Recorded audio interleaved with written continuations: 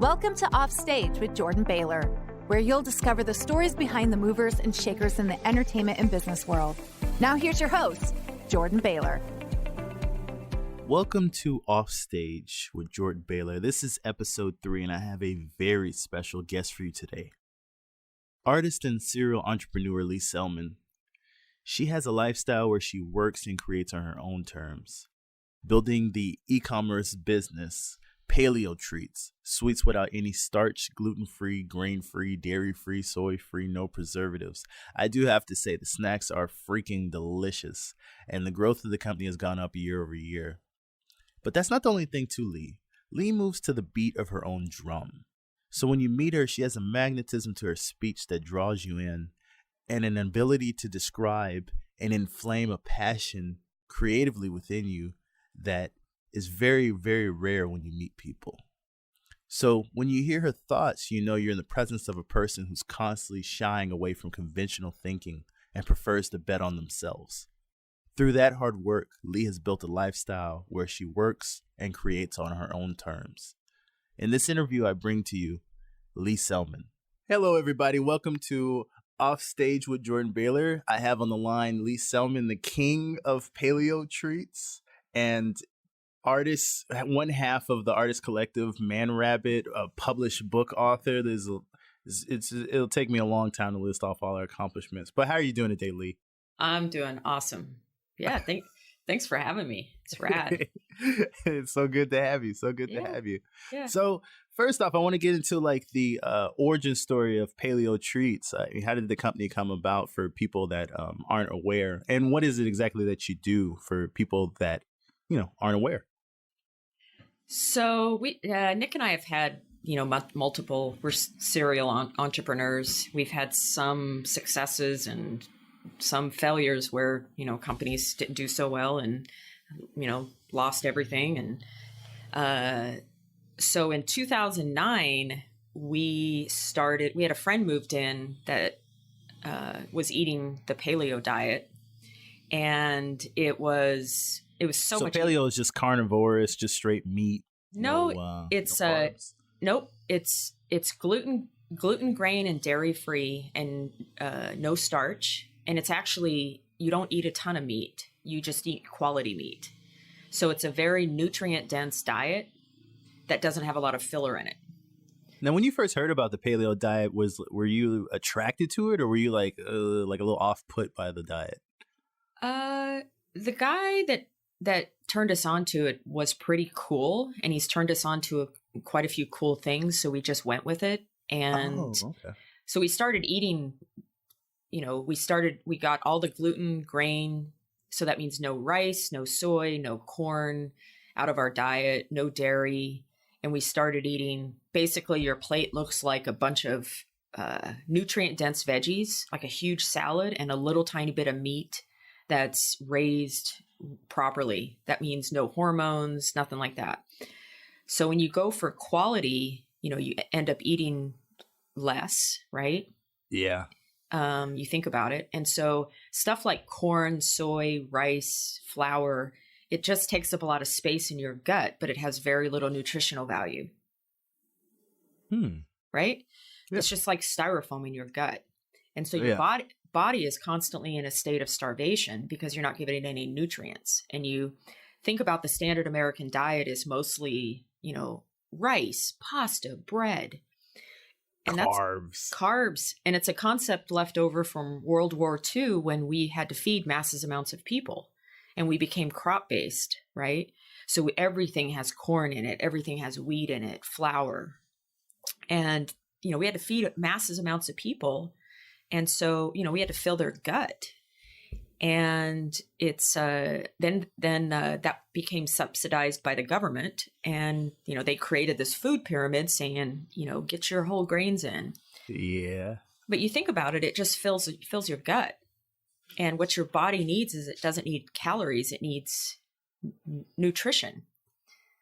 So you get rid of all that stuff out of your diet and you eat mostly nutrient dense vegetables and a little tiny bit of meat, fish, fowl, nuts, and seeds.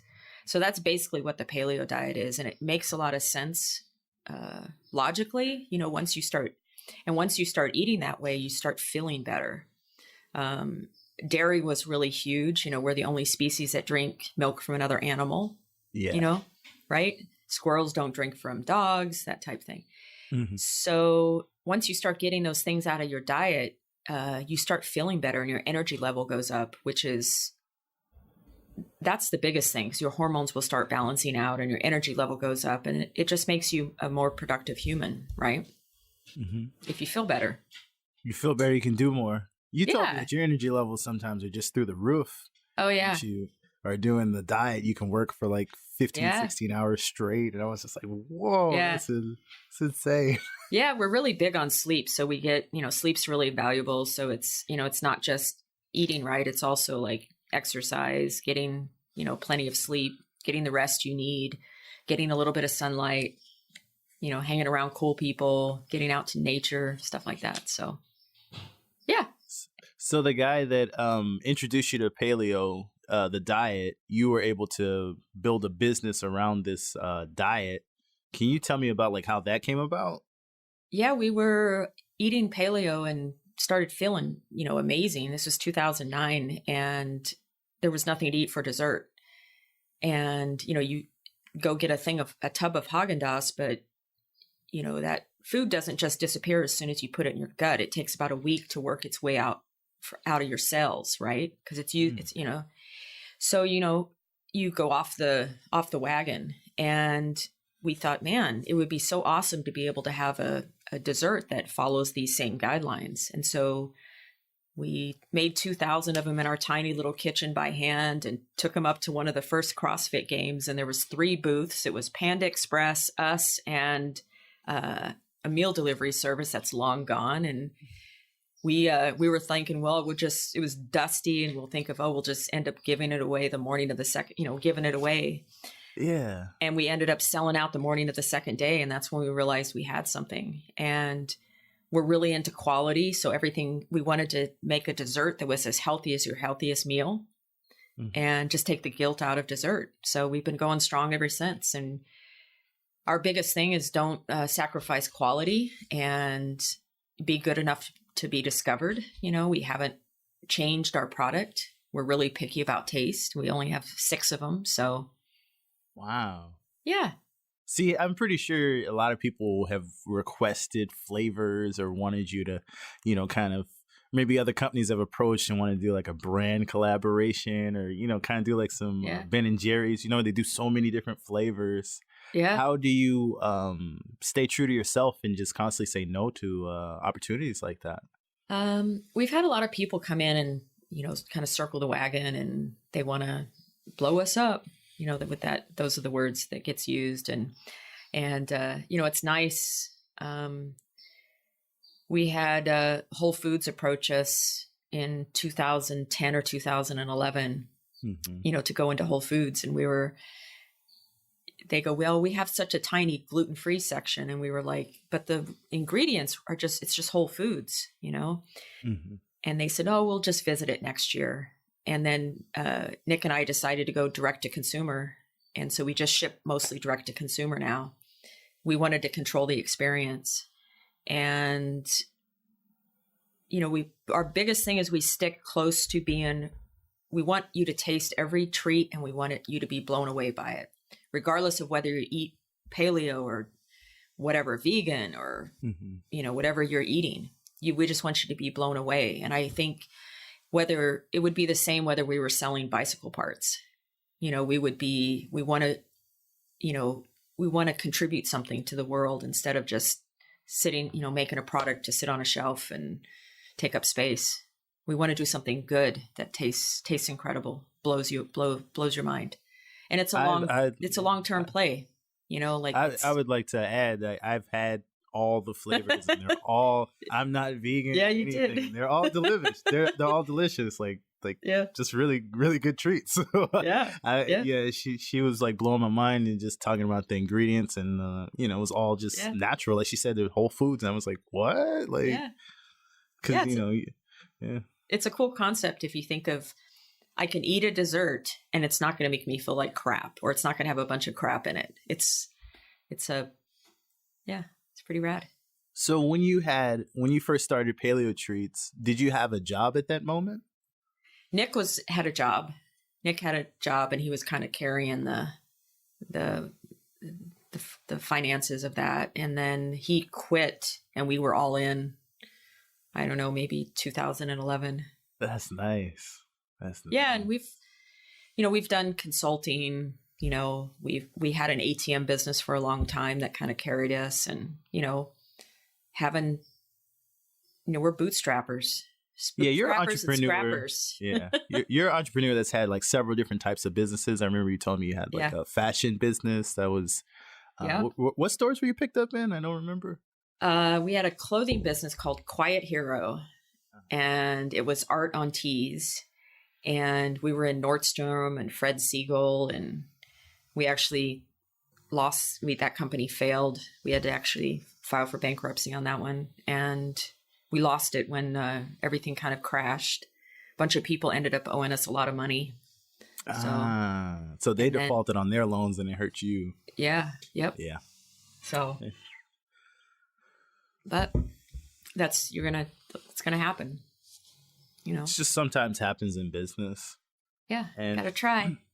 So was it your art on the t-shirts? Yeah. Carla and I. And then, Carla's your creative business partner or your creative partner. Yeah. Partner for Man Rabbit, right? Man Rabbit, yeah. So that kind of morphed into Carla and I doing just fine art. And we, when you're doing fashion and stuff, people started trying to tell us what to do. And if you do this, we'll buy this. And Nick, at one point, Carla and I were like, it's not working. And so we just morphed to doing fine art, and that morphed into Man Rabbit. So Man Rabbit is like is this like this is another business basically, right? Or is it a creative expression for you? Or is it's mostly a creative expression. It kind of morphs into a business eventually, but it's we always have that in the back of our head with we've been doing that for about 12 years, art together, and we made a commitment to get together and have fun and create, and it's paid off. Wow. We still get together. We have a commitment. It's like my other marriage. Gotta commit. Gotta be in. Yeah, so you're all the way in on Man Rabbit as well as Paleo Treats. Mm-hmm. So what's it like making a living doing something that you like? What does that feel like? Incredible. It's the way it should be. It's it kind of starts with having the awareness to figure out what you do like and what you do love. And I'm of the camp, you shouldn't be doing anything you really don't love and you really don't like, and figure that part out first. And the rest will just fall into place. Give your love to what you enjoy, what you love doing, and don't quit. People quit too soon. That's the thing. You've got to, I believe that the universe latches onto stuff like that. And if you just don't quit and keep going and laugh it off, and everybody who's doing what they love, everything that you see, all your idols and the people you admire, they didn't quit. They didn't give up. They laughed at shit, man. Just go around it. Go over the speed bump. You have to look at failures and stuff like that as like giving you different direction, sending you in different direction. It doesn't necessarily mean you should quit. Did you feel like a little burnt when you had your successful clothing line, but then it failed due to not even kind of like extenuating factors? Like it wasn't even your fault really why it failed. I can take a failure if it's my fault, but if it's just something outside of me, that feels like that would give me a little sense of maybe depression, I guess, because I would be like a little hurt. Where were you feeling? How did you push through that?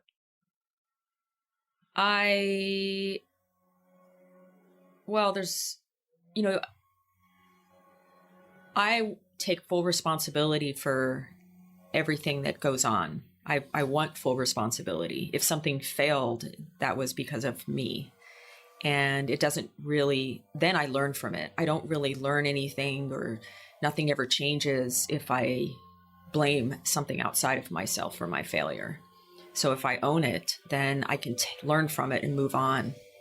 And I take full responsibility for that business not going well, or another business not going well. And, and yeah. So you put the ball back in your court, basically. Yeah, totally. That's my...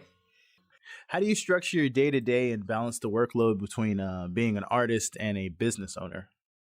I make a list. I manage my time as best as I can. I make a list of things that I need to do that day and that week. And that way I can check stuff off, and it makes me feel like I've accomplished stuff. Those little accomplishments are huge. Big wins, small wins. Yeah, big wins and small wins. And I always know where I'm going, as far as, what the end result of some project that I want to have, and managing the time. It's really important for me to meditate. I've incorporated meditation in my life probably the past 8 months. And so I start the day with a meditation, and that keeps me in the moment, and it keeps me aware. And that really helps with managing my reactions to things. Because if it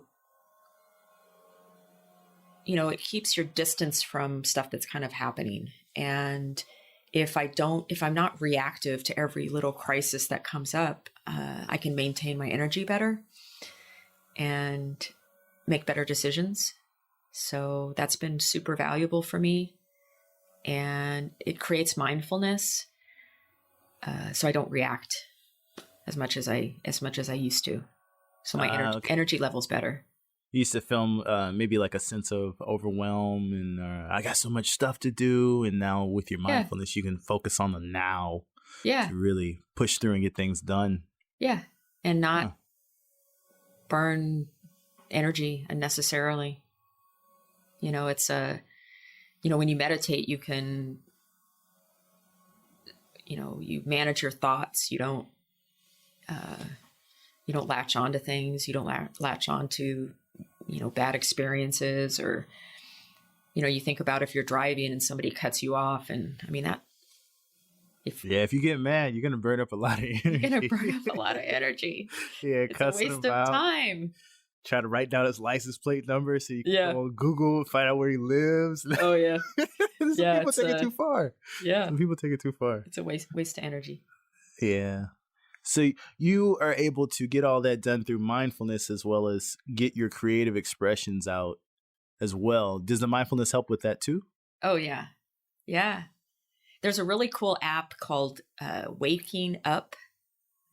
Waking Up app, and it's a 10-minute meditation that you can do in the morning. And it's by this guy named Sam Harris. And he's a very practical, he teaches a lot of emotional intelligence and rational thinking, and he guides you on a little 10-minute meditation every day. So that's something that's really cool to do. And there's another guy named Joe Dispenza. Also, people should look up. He's incredible. I think I've sent you some of his stuff before, but I know Joe. Yeah. And I think also having really cool people around you that inspire you and lift you up. And I think I spent a lot of my life not having people around me that lift me up. I would always have people around me that I lift up. Yeah. I know exactly what you mean. And I think it's a maturity thing. And because to have people around you that are better than you, it takes a lot of bravery. And you have to really face the fact that you're not the greatest one in the room. You have to, I think we've talked about this before. I've got to touch some amazing women around me. They're so much better than me and doing really amazing things. And it creates a little cocoon around you of people that aren't going to let you be small. Now, was that intentional? You making friends with them, like being like, I want to build like a cocoon, or did it just happen just organically through? It just happened organically. I think it was an intention that I had internally. I want to have people like that in my circle, and then it just kind of manifested.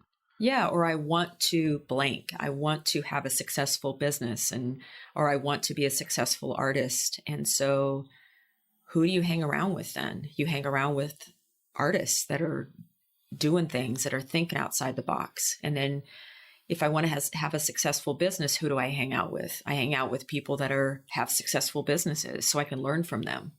And you can't learn, it's just little bits and pieces.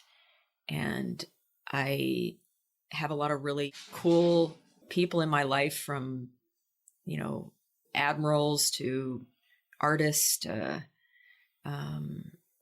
trapeze artists to, I want people who are thinking outside the box and going after their dream. You're like a rebel. You're a rebel. You're a trendsetter. Yeah. Like you do things. You move to your own beat. Yeah. Because just how you were saying, you didn't have a job. You kind of just figuring things out. Yeah. And sometimes people are scared to bet on themselves, and you bet on yourself a lot. Yeah. So. Yeah, it's you have to have confidence in yourself when you make a move like that, Yeah. That's I mean that. Geez, that's how I feel about you. I mean, ever since you and I met, you're one of my favorite people, inspiring people in my life, and thank you. I've told you this before. You and I think we'll be friends forever. And your creativity blows my mind. And thank you. Yeah, everything that the projects that you've sent me that you're working on, and I don't know if you want me to talk about my favorites, but because you're doing stuff with them, but like they are epic. They are incredible. Thank you so much. You're one of those people, So you're a book author. We just did a cookbook. And what's it called? I didn't know any of this. You had to tell me all this. It's called All-Star Real Food Cookbook. And it's 20 all-stars in the real food world. And we took 5 of their favorite recipes and put them in a cookbook. So it's 100 recipes. And we self-published. It ships December 1st. Oh. It's brand new. Oh, okay. It's brand new. It's not even out. Okay. No. And it's you can find it on the Paleo Treat site. So we'll probably a lot of Bobby Brown, the makeup artist, did the foreword, and It's pretty rad. It's a great book. What kind of recipes can we find in the book? Everything from healthy margarita recipe to meat to vegan to dessert. Everything. There's 100 recipes in there, and they're 5 of their favorite recipes. So it's like taking 5 of your favorite songs from 20 of your favorite artists and putting them in a compilation. Yeah, in a compilation. So how did this idea come about? Whose idea was it? I was at this friend's house. Her name's JJ Virgin. She's this amazing woman, one of my women I really look up to. And she has this incredible, cool, not Cool Whip, but topping, for like brownies and stuff. And it's made out of coconut cream. And I was like, man, this is so amazing. And, I know all these people, but I was thinking, what do they eat? I know what my 5 favorite recipes are that I cook over and over again, but what about the famous people in the real food world and the paleo world? What do they eat every time? What do they love? What's their favorite? So we put it all in a book. Yeah, wow. It's incredible. How long did it take you to put together? A year. Just to like reach out to that many people, get the yeses, the whole... Edit the book. Everything. edit the book. Physically put it all together. It took a year, probably about a year and a half. Creatively, did you think it would take that long? No. No. We were probably Creators always think something's going to be like way fast. It's going to take me like 2 weeks. Yeah. Something like that. Yeah. Yeah. We were like eight months behind. But the cool thing is we insisted on it being a good product. Mm-hmm. We insisted on it being quality. And we edited it over and over and over again. And it turned out really well. We wanted to make sure every picture was the best. If the picture wasn't good, then we would make the recipe and shoot the picture. Oh, wow. So, yeah. We didn't do that too much, but we did. Yeah, yeah. Probably 20 of them. Wow. So you guys actually got the recipe from the book and then cooked it yourself and then made sure it was delicious. For one, it has to be good. And then the second thing, you shot the photographs. And yeah, some of them, yeah. The recipes are incredible. They're really good. Oh. I'm really proud of it. So yeah, you should be. So tell people where they can get the book again. It's on the Paleo Treats site, and if you go to shop at the top, and then you go scroll down, and you can see it's All-Star Real Food Cookbook. And it publishes December 1st, 2019. It ships December 1st. It's completely out, yeah. But you can buy it. You can buy an ebook too if you want to ebook it. Yeah. Can you get it? Can you get it on Amazon yet? No, we're gonna put it on Amazon, so it'll be there. Yeah. That's nice. Oh, I'm proud of y'all. That's cool. Thanks. Yeah, I'll give you a link so you can put it in your show notes. Yeah, definitely. I heard this really cool concept the other day about doubling down on things you're not that good at, but things you have to do. So if you're not good at podcasts, or if you're not good at podcast interview, double down on it. Like if you're afraid to speak, if you're afraid to do a podcast, or if you're not good at writing, double down on the writing. And you kind of just... Is that to give you confidence in yourself, or what? Yeah. It also exercises something that's difficult. So not only are you, let's say I'm not good at blank. Podcast is a good example. I was asked to do interviews a lot, and I was never good at podcasts. And so that means I need to double down on it. Schedule more podcasts. Yeah. Because your husband has a podcast, right? Yeah. You still do it? Yeah. Yeah. Yeah. So, you've never been a guest on it, or what? No, I keep telling him. Okay. I'm like, I've been on a lot of podcasts. I've done a lot over the past couple of years, but yeah, a lot of interviews. So yeah. But I thought that concept was really cool, that doubling down on stuff. Like if you're not good at exercise, you should double down on the time you do it. If you want to do not good at exercise, do 20 minutes instead of 10 minutes. It just makes you a better human. Running towards what you fear. Yeah. And then you work on it internally and externally. If you're not good at sales, I'm going to do 10 sales calls, and instead of doing 10, do 20. So is that how you kind of find yourself? Do you apply that for yourself? Or what areas of your life do you apply that in, or apply that towards? Definitely interviews, podcasts, definitely doing live interviews. I apply that. I just heard that. I'm pretty tenacious about doing stuff. So I just heard that concept a couple weeks ago. So I just started applying it. So I can't think of anything right now that I apply it to, but would you consider yourself like an introvert, I guess? Oh, yeah. Totally. Total introvert. Yeah, total introvert. Yeah. It helps you think. You think a little bit more, inside yourself. Yeah, you think a lot more, and not a whole. You think a whole lot more. So yeah, it just, I don't know. It just seems like that, helps you become you. Yeah. Like as an introvert.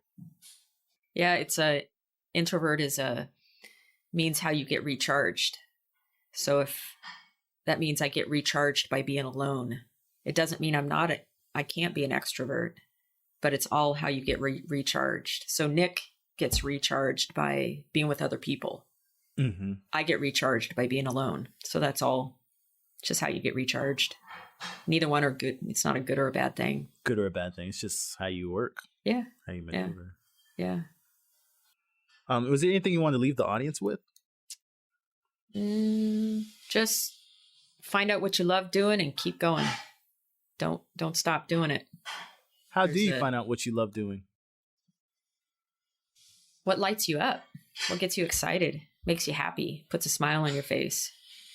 And then all the rest kind of falls into place. But just get over the idea that it's going to be easy and have confidence in what you're doing. And,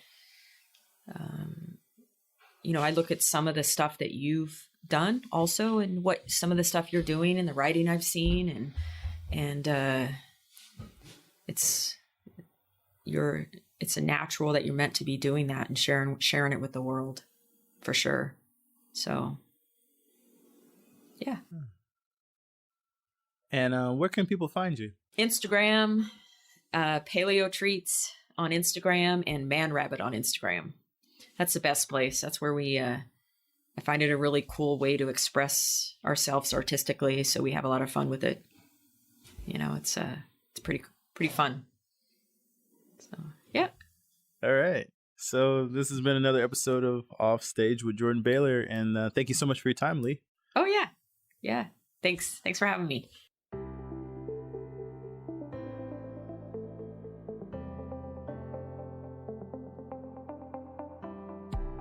Thank you for listening to Offstage with Jordan Baylor. Now go forth and create.